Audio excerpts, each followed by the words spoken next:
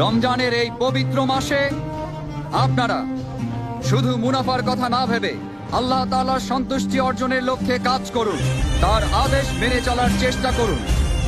বিশেষ করে রমজানে সবাই 5 ওয়াক্ত ফরজ নামাজ সব সময় জামাতে আদায় করবেন।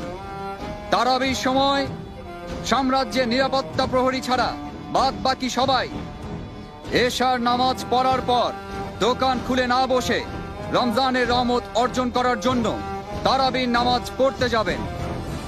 যারা নামাজ না পড়ে দোকানে এসে ব্যবসা করবে তাদের কঠোর শাস্তি দেয়া হবে। প্রত্যেক মুসলমান ব্যক্তির নামাজ ও রোজা পালন করা সবচেয়ে বড় দায়িত্ব। এই পবিত্র মাসে 5 ওয়াক্ত নামাজ জামাতে পড়ার জন্য আপনারা সবাই মসজিদে যাবেন।